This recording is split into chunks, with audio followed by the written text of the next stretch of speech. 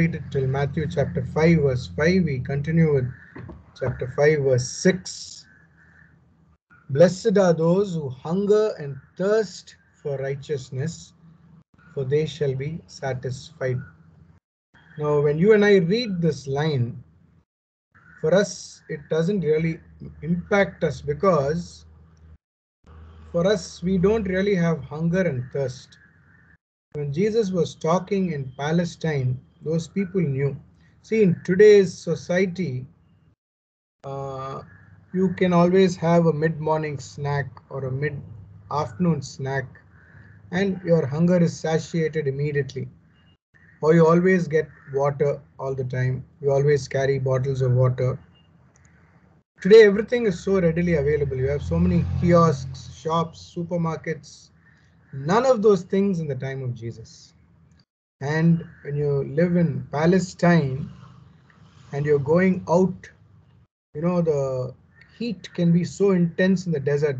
As you're walking, suddenly without warning, there will be a terrible sandstorm, and your throat will get parched in no time, and you begin to feel terribly thirsty, and you will die without water. That's the kind of thirst you will have. You'll be longing for water. Similarly, also when you're traveling, you don't always go prepared. Sometimes you don't have food and you feel so hungry and you feel so faint and tired, and then you really long and hunger to eat something. Remember, Jesus also, when he was talking, he tells his disciples after a long discourse, he says, these people have been here with me so long, they must be really hungry. So they knew what hunger was, they really understood the meaning of hunger. And so Jesus, when he says this, blessed are those who hunger and thirst for righteousness. So there is some bit of righteousness in all of us. They say there is the best in the worst of us. So even in the worst person, there is some amount of goodness.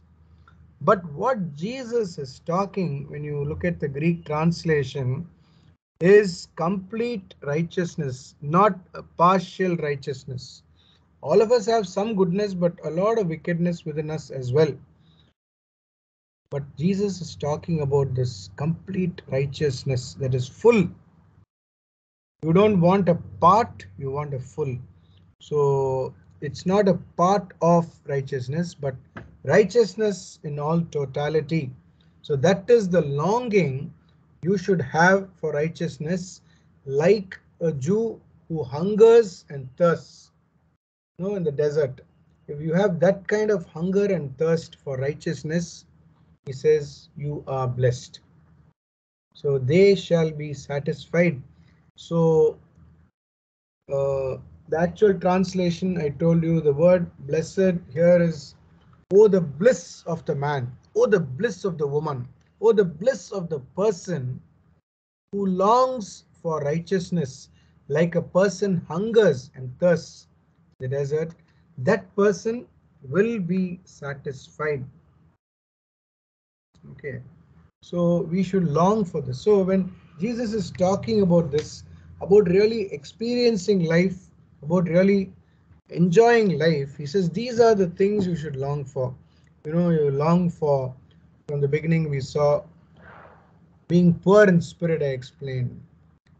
And those who have been mourning, who have been living a life of suffering, a life of pain, life of difficulty. And then those who know how to control their anger, control their senses. These are the things Jesus has been talking about. Now he talks about righteousness. The next thing is very beautiful about the merciful. Blessed are the merciful. Now, this word merciful also means sympathetic. Okay. And the meaning is to suffer with, or to get into the shoes of the other person. Now, very often we can say, okay, I feel so sad for this person, I feel sorry, but I don't really know what the other person is going through till I have the same experience. So I should kind of try to get into the shoes of the other person. It is only then can I be really merciful, when I understand what the other person is going through. Otherwise, I'm looking at it from a distance and I will have no real mercy. So what Jesus is saying, if you are really merciful, that means you have to get into the shoes of the other person. You have this wonderful example in the Gospel of Luke, where Jesus is going towards the cross. Very soon he's going to be crucified, and a few days before that, when he is really, going through a lot of trauma within, when he is very disturbed, he wants someone to just be with him and listen to him. So he goes to the house of Mary, Martha, and Lazarus. So Martha and Mary are there in the house. Both of them love Jesus. And Martha, because she really loved Jesus, she wanted to play the host perfectly. So she thought, let me do something good for Jesus, prepare some good food for Jesus. And so she busied herself cooking. The noise of all the pots and pans and all this did not really make Jesus happy. He wasn't really satisfied. He wanted someone just to listen to him. So when you're in that state, somebody cooking and the clashing of pots and pans, all that was very disturbing. While Mary understood what Jesus was going through, Mary just wanted to listen to Jesus. She also loved Jesus, and so she knew what Jesus was going through. So she just sat at his feet and just listened to him. Jesus was pouring his heart out, and she was there listening. Now, very often, we also are like Martha. When we want to help someone, we try to help thinking this is the kind of help they need, but actually it is not helping them at all. We are only disturbing them and making things worse. We are doing what we think will be helpful for them, but then we haven't really tried to understand what they need. If I help you in your need, that is when you are satisfied, not when I just want to do what I like to do. I should not only feel sorry for you, but I should also try to get into your shoes, understand what your real need is. Sometimes when a guest comes into our house, we say and do a lot of things which will not actually help them because they are looking for something else. We need to understand what they are looking for. What is it that they really want? What is it that my brother or sister really wants? I need that kind of understanding. And then when I help, that is mercy. The greatest example we have is God becoming man. When God stepped down from heaven, entered into humanity, and became one among us, God becoming man and getting into our shoes, feeling what we feel, going through pain like we all go through, and then dying for us. That is the meaning of mercy. So when you say God is merciful, he enters into our pain, he enters into our shoes, he enters into our skin, he feels with us. That is the meaning of mercy. And so Jesus says, blessed are those people who are really merciful, because it is the same kind of mercy they will also receive from others. Okay? Blessed are the pure in heart, for they shall see God. I think it's very clear. When your heart is pure, when there is no block, then it is easy to see everything, especially to experience God. When there is no malice within you, when there is no impurity, when there is no earthly feeling of being disturbed, then you are able to see God. For instance, all of us may go for a movie, but someone who really knows the background, who really understands the whole background of the story, when this person watches the movie, the kind of understanding they have, the kind of things they observe, will be far, far greater than someone who is just going to watch the movie. Similarly, when you walk on the road, there are certain things you observe as a normal person, but a botanist, who has studied very deeply about plants, when they walk on the road, they will see the beauty of the plants. They will understand what each plant is. The kind of things we only see very limitedly because our hearts are not yet open. We have not yet understood fully. Similarly, a person who is distracted and makes himself or herself impure by all the other things that we see in the world, we kind of make ourselves, soil our soul. When we dirty our soul, we're not able to recognize God in our lives. And that is why we are going through life thinking, where is God? And what is God like? And why does he not listen to me? Why is he turning his face away from me? But it is those who are absolutely pure, childlike, simple, living without filters, living without any impurity. These are the people Jesus says will experience God. Blessed are the pure in heart. I think something very beautiful. This is a beatitude which is so beautiful. I think all of us desire to see God. And if your desire to see God is true, then you should let go of all impurity. Anything that blocks your vision, that prevents your soul from experiencing God, we should push it away. That is what Jesus is saying. Blessed are the peacemakers, for they shall be called sons of God. There are some people whose very presence, brings about so much of peace. And these people are also those, when they come into a crowded place where there is a lot of noise and disturbance, when they come, they kind of set this whole place at peace. If two people are fighting, they immediately make sure that, they stop fighting. And there are also people, on the other hand, who by their very presence cause everyone around them to fight. And they bring about a fight and they start a fight. So Jesus is talking about the peacemakers who by their very presence, will want to have peace in the world, will want to bring about brotherly love. These are the people who are really longing for goodness, longing for God's peace to come.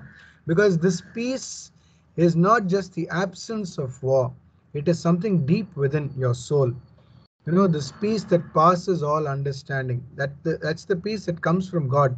So when these people, by their loving presence, they enter a place or they enter a room, they immediately kind of spread this peace and they share this peace, and the whole place becomes peaceful.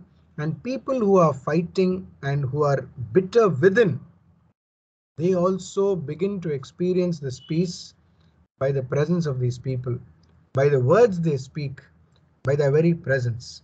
So that is the kind of people Jesus wants us to be. He says you should be a peacemaker, not someone who disturbs people, but someone who can bring about peace, because this is something the world longs for. And when you become a peacemaker, you become a son or a daughter of God. Imagine such a beautiful title you receive from God when you are a person who brings peace. So we should long to be peacemakers, because there are people who are constantly wanting to break the world, to disturb the world. That's what the evil one is doing, to break families, to break, lives. But we should be people who want to make peace. Already in the 80s, there was an article in this magazine called New Covenant. Two people were traveling on a flight, two women, and when the air hostess came to serve food, both the women said, no, we are not having our meal. And so one lady asked the other, excuse me, but why aren't you eating?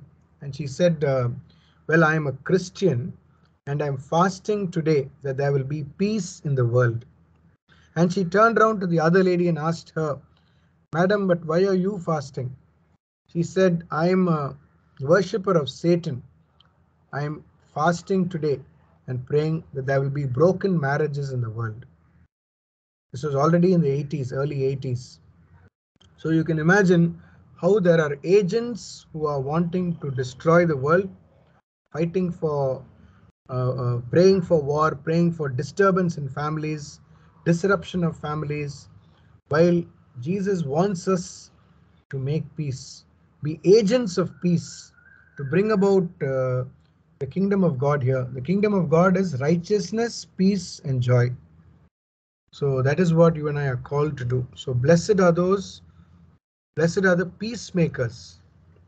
For you and I, when we bring about peace, shall be called children of God.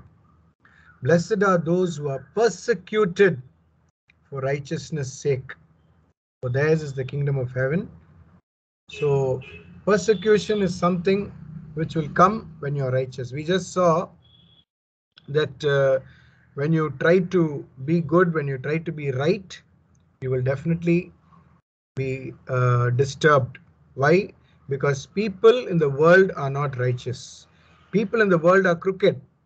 So you will be very peaceful when you are crooked. In the sense, peaceful in the sense nobody will disturb you, because you can do all kinds of crooked things and you can go with the world, with the current. But if you stand up for what is right, definitely you will be attacked. And as a Christian, when you stand up for Jesus, for his values, definitely the world will be uncomfortable and you will be persecuted. They will hunt you down. They don't want you to be someone who is preventing them from doing what is wrong.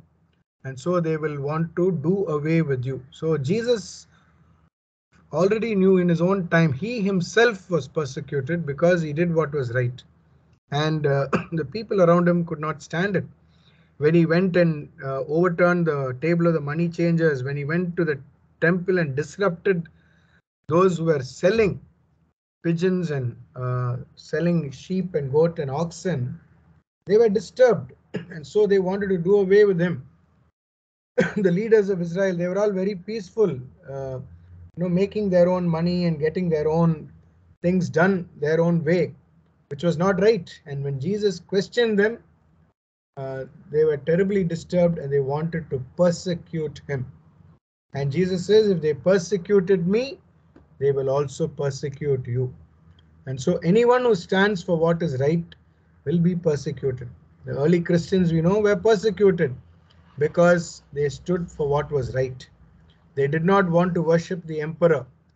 They had to worship the emperor, and when they refused, they were tortured, they were killed, they were persecuted. So these are the people who are blessed. Why? Because the kingdom of heaven is theirs, Jesus says. So if in this life you are being tortured, you're being persecuted, Jesus says, rejoice, be happy, because the kingdom of heaven belongs to you. You will enjoy the kingdom. So it is not just some suffering that you're going through, that is temporary, but what you will get permanently is the bliss of heaven. That is what Jesus promises. So continue to do what is right. Blessed are you when men revile you and persecute you. Again, this is the same persecution, but it becomes more personal when it says, blessed are you, and utter all kinds of evil against you falsely on my account.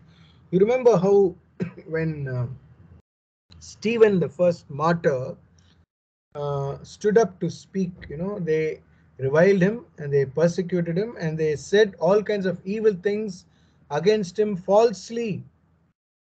You can see that in the Acts of the Apostles. That is what happens to anyone who stands up for the gospel values. So people will say all kinds of things about you because they want you to, do what is wrong. But when you do what is right, they want to disturb, they want to persecute you, they want to stop you because it is a disturbance for them. So you cannot be someone who is doing the right thing and continue to live. No, because the world is so sinful.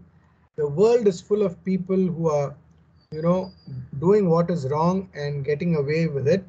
So when you come into their presence, when you come into their midst, you become a disturbance. So it's the same thing. What happened to Jesus, what happened to Stephen, what happened to the martyrs will also happen to us when we stand up for what is right. On my account, Jesus says. That means when you have the values of a Christian, when you have the values of Jesus, you will be persecuted, you will be laughed at, and people will accuse you wrongly. And the world will believe that they are right and you are still in the wrong. That's the kind of picture the world will get. And all the others will also begin to accuse you without even knowing. But he says you are blessed because I will be there for you. So Jesus says you are blessed when people persecute you. Rejoice and be glad, for your reward is great in heaven. For so men persecuted the prophets who were before you. So we should not be afraid of persecution. And if we are not yet persecuted, it's because we haven't really made an impact on society. The moment you start shaking up people, the moment you start disturbing people by doing what is right and standing up for the kingdom values, then you will be persecuted. Not till then. Okay, perhaps we are living a mediocre life. We are not disturbing anyone. But if we are really active in our faith, if we are really standing up for the kingdom values, then definitely you and I will be persecuted. And Jesus says, rejoice and leap for joy, because there is a big reward waiting for you in heaven.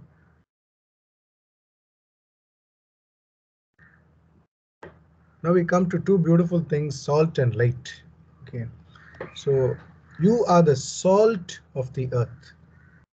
But if salt has lost its taste, how shall its saltiness be restored? It is no longer good for anything except to be thrown out and trodden underfoot by men. Now, when you look at salt, there are three characteristics of salt. The first characteristic of salt, okay, is its purity. Salt is pure because it is exposed to the sunlight. So salt from ancient times was always used with offerings because it was something that was pure. So a Christian should be someone who is pure. You are the salt of the earth. That means you should stand out as someone who is pure. Remember, we saw the pure in heart. So salt is a symbol of purity, and a Christian is someone who is pure, who will not stain himself or herself with the sin of the world, with all the sinful things of the world. We stand out. That is the first quality of salt, purity. The second quality of salt is that it's used as a preservative. So when salt is there, things are preserved. So when you and I are among people, we preserve the kingdom values. We make sure that, the kingdom of God is established in our midst by our presence. So it is important that you and I really establish God's kingdom. So by being a Christian, you have to make an impact on the world. So it's not just being there and being silent, but making an impact. So that is the second quality of salt, to preserve and to keep things in order and to keep the world really joyful and happy by your presence. And the third quality is that it gives flavor, gives taste. So food is tasteless without salt. So you become that flavor, you become that taste when you are there mixed with people. And always remember, salt is always used in a small quantity. In the same way, you and I are small in number. We are not a majority, we are only a minority. But we need to make an impact. Our very presence needs to bring joy to this world. We few people who are there should make sure that, people around us will become really joyful, really filled with life, filled with energy, filled with hope, filled with the all the things of the kingdom that brings life to them. So we should be that kind of people. So that is the meaning of salt. To be pure, to preserve, that is to ensure that the kingdom of heaven is established, and to really bring life to the world by being, spice, by being something that gives taste, something that gives, flavor to the food, so that someone who brings life to a gathering, a life to a place where there is doom and darkness, you and I bring joy, bring happiness, bring laughter by our very presence. Okay, so you are the salt of the earth, and we should not lose the saltiness. Jesus says usually salt doesn't lose its saltiness, but if it does, there are situations, they say, when salt will begin to lose its saltiness. So in that case, you and I become worthless. So we should make sure that we are always in contact with God, because the moment we break ourselves from God, Jesus says you will be like a dry branch that is cut off and thrown away. So here also, if we don't have contact with God, we become insipid, we become uh, drab. So we should be people who are always in contact with God. Only then the joy of God will be within us. So that is what it means, to lose your saltness. So don't lose your saltness. Always have that contact with God. Always remain in union with God, so that your life is like the salt, which is so beautiful and which brings flavor to people. The next beautiful thing is you are the light of the world. A city set on a hill cannot be hid. There is no concept of a secret disciple. No. A Christian disciple is one who is like a lamp. A lamp will always be something that keeps showing light to others. Nor do men light a lamp and put it under a bushel, under the bed, but on a stand, and it gives light to all in the house. So, if you are a Christian, you become a light in the midst of darkness. You and I, because we know Jesus, we have experienced God, we are meant to be out in the open, and our very presence should kind of bring light to those around us. People around us are living in a lot of fear, sadness, doubt, hopelessness. We see all this around us, and our very presence should give them hope, should give them light, should give them happiness, and should dispel their darkness, dispel their ignorance about God, dispel all their fears, false fears about God, and bring joy into their lives. That is the purpose of a Christian. So each one of us is a shining light. And where should we be? We should be exposed. We should not be under the cuttle, under the cot, under some cover. Jesus says, don't put it, nobody puts it under a bushel, which means we are not to be inside, we are supposed to be outside. That is why at the end of every mass, the priest says, go. Go. That means go into the world. Into that world where there is sadness, where there is depression, where there is misunderstanding, where there is no peace. You go into the world and you be a witness. You be a shining light. That is a call to every Christian. So let your light so shine before men that they may see your good works and give glory to your Father who is in heaven. A Christian is someone who is constantly living and acting, not someone who is just talking, but someone who is living. So when you're in an organization, when people look at you, they say that person is a Christian because only he can do this. Only he or she will do this. I may not be able to do it, but he or she will do it because he or she is a Christian. They know, they stand out because of the way they live, because of their good works. So Jesus says, let your light so shine before people that they may see your good works in your organization, where you're working, where you're studying, where you're living. you become a shining light. You become a witness by the way you live, by the way you speak, by the things you do, by the way you do things. And that will give glory to your Father in heaven. When you do this, when you live your ordinary life in an extraordinary way, you know, that is what Saint Teresa, child Jesus, would do. She did ordinary things in an extraordinary way. So you don't have to look for great opportunities to do big things, but to do ordinary things in an extraordinary way. Then you bring glory to your Father in heaven.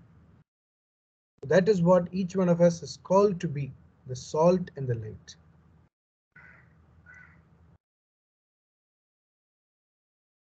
Think not, do not think that I have come to abolish the law and the prophets. You see, Matthew is always very clear about this, that Jesus, is a typical rabbi, is a typical Jew. He is the Lord and Master. And so he will be a typical Jew. He will not go away from the law. And so Jesus is a typical Jew who is not going to go against the law or the prophets. He says, I have come not to abolish them, but to fulfill them. So although when Jesus talks and does things, it is very radical, uh, he is not there to break the law or to, say all this is void. No. He says, I've come to fulfill the law and the prophets. That means the law that was given by God from the beginning, the Decalogue, all that is summed up in love of God and love of neighbor. And Jesus says, I've come to fulfill all this by my very presence, by my life, by the words I speak, and by the life I live.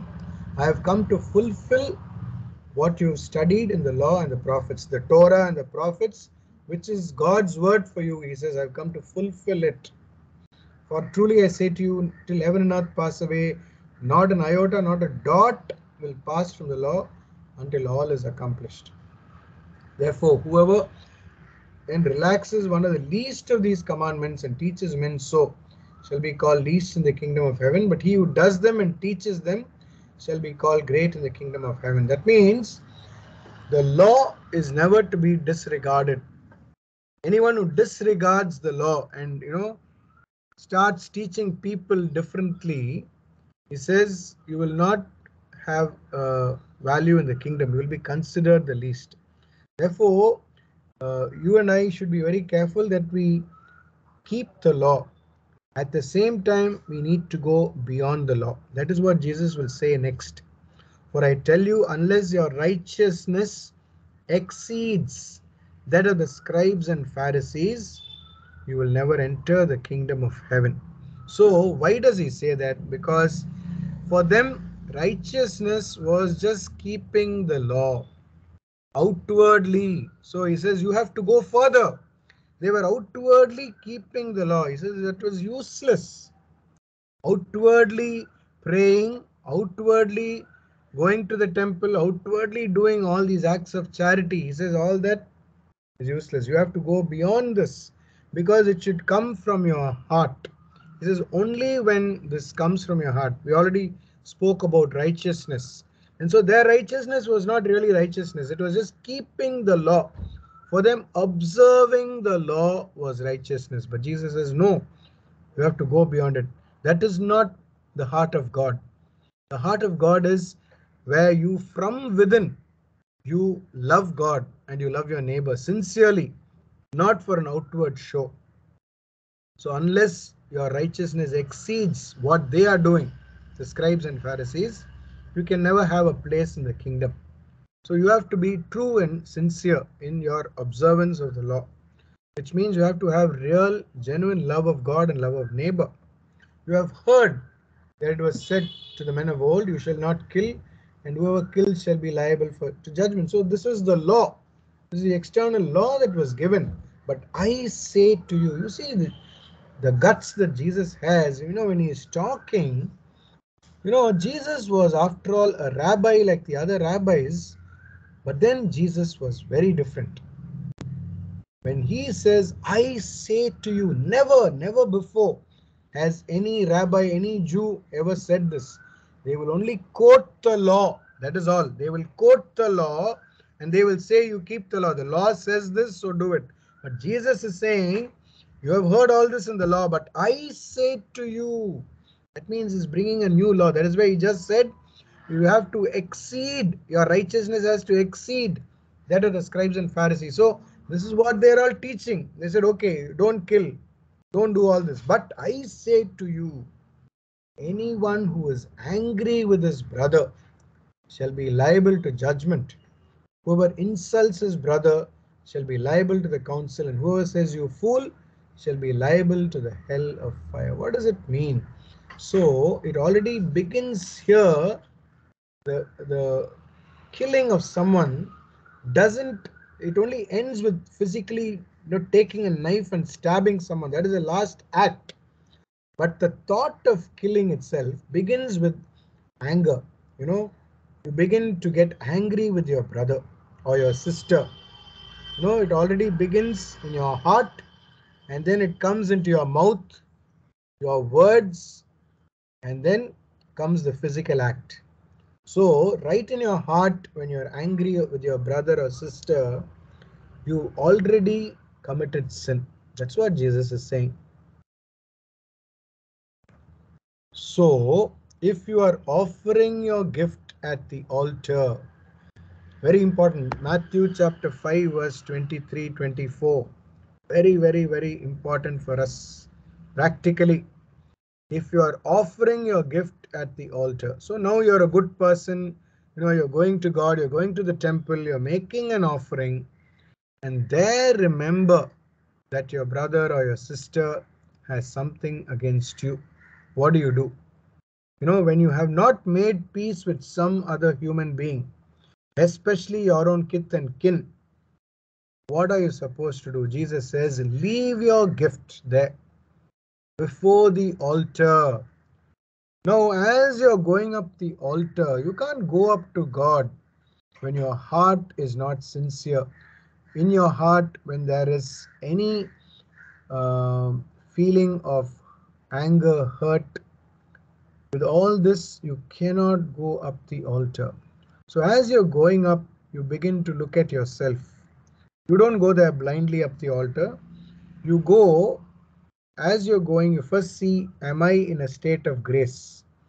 If I am not at peace with my brother or sister, if somebody is hurting because of me, if I know there is somebody out there who is upset because of me, I am the cause of their sadness, and they are bitter within because of me, Jesus says there is no point in you going up the altar and making that offering to God. He says it's useless. Just drop your gift right there. What should you do? Go out. Go. First be reconciled to your brother or sister, and then come and offer your gift. So this offering that we make to God will have no value if we are not reconciled with our brother or sister. So that is more important than making an offering to God. So God cannot accept your offering when you have bitterness in your heart, when there is unforgiveness in your heart, when there is wrong relationship in your heart. You just cannot go up the altar. But how many times we go up the altar with all this, with all malice in our heart, with harboring anger, jealousy, hatred, we go up the altar. Human beings will not know, but God knows. And God will not accept our offering. So Jesus says, make peace. First make peace. Be reconciled. So there is no need to go up to the altar and make a show in front of people. What is important is that you be reconciled first. So this is a beautiful lesson for us, something we need to take to heart. Second, he says, make friends quickly with your accuser while you're going with him to court. So make friends quickly with your accuser. Why? Because, don't take things to the last level. When somebody knows that you've done something wrong and they want to punish you, he says, right at the beginning, make peace with that person. Make friends with that person quickly. don't delay. Because if you let it delay, if you let it wait, what will happen? That person will take you to court and will take you to the judge and you will be thrown into prison. So make friends quickly with your accuser. Lesson for us. Practical lesson.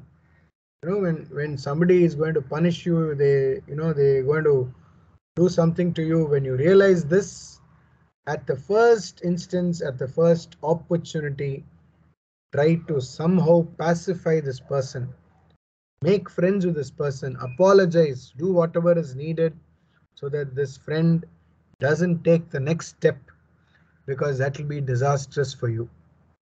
That's what Jesus is saying. Very practical tips Jesus are giving us, with your accuser. So don't let your accuser continue to accuse you.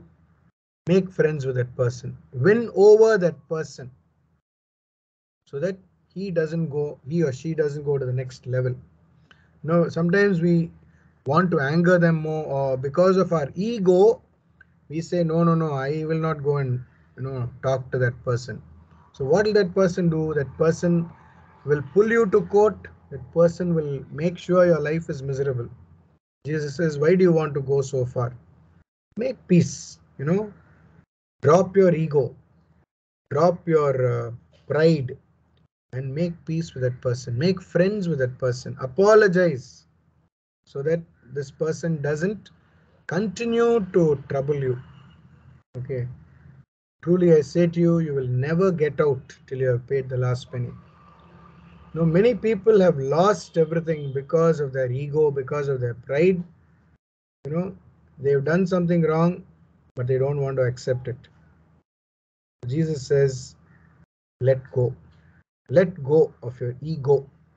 Let go of your pride. Otherwise, it's not good for you. You have heard that it was said, you shall not commit adultery. But I say to you. So everywhere Jesus says, I say to you. So he is giving us a law that is much deeper than what we have read in the Torah, in the Old Testament. Because there it was just, you shall not commit adultery, which is a physical act of adultery. Jesus says you don't have to go so far. If anyone looks at a woman or a man lustfully, he has already committed adultery in his or her heart. So adultery already begins in your heart. So if you have lustful thoughts, if you have impure thoughts, says there itself you have committed adultery. So let your thoughts be pure. That's what Jesus is saying. Let your inner self be pure. So that's how you have to look at it. We already spoke about blessed are the pure in heart. So Jesus, when telling us that, has already told us all this. And he says if your heart is not pure, then automatically you will do all kinds of sinful things. So he says, right in your heart, you should seek purity. Okay, so if you are really the salt of the earth, then you will not allow yourself to be soiled by all these thoughts that can come. Thoughts in itself are not good or bad. Thoughts will come and you can either choose to stay with those thoughts and allow them to work on you, or you can push them aside. So thoughts in themselves are not good or bad. What you do with those thoughts and how you continue to mull over them and continue to allow them to play on your mind, that is what will really decide on whether you're going to go to the next level or you cut it right at the root. So Jesus says right at the root you have to cut it out. And how does he do that? He says something very radical. He says if your right eye, that is a part of your body, causes you to sin, he says pluck it out and throw it away. So it is not physically cutting out. Then I think all of us in this world will be blind and lame because if we try to do what Jesus is saying literally. But what Jesus means here is he's using a hyperbole. So he's just saying if your right eye causes you to sin, I don't know if my right eye or left eye is causing me to sin. maybe I can say my eyes are causing me to sin. What Jesus means is, if one part of you, is trying to cause you to sin, make sure that you cut it out right at the root. Don't allow it to continue.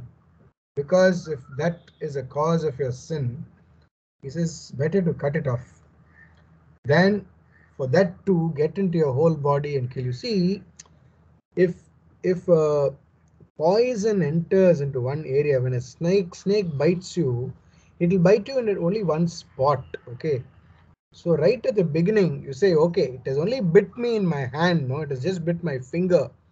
And if you allow it, what will happen? It will seep into your entire body and your whole body will become poisonous. So what do you do right there? Supposing I tell you, you chop off that finger before the poison enters your body. What you have lost is only a finger. But if you allow that poison to go in and say, no, no, it's only come to my finger, it will very soon enter your entire body. It will come to your heart, it will come to your nervous system, and it will kill you. That is what Jesus is saying. Right when you notice that something is entering you, because when you look at all these organs, they are the external organs through which something evil can enter into you. So he says, right at the root, cut it off. Because if you don't cut it off at the root, then it will affect your entire body. So when I see poison entering into me, what do? I cut it right at the root. That is why when there is a snake bite, you tie a tight cloth around that area and prevent it from going further, and you try to take it out. Okay, there are things that people do to prevent the poison from going in further. Now, when you allow sin to enter into your life, it comes in through the back door. It comes in a very subtle way.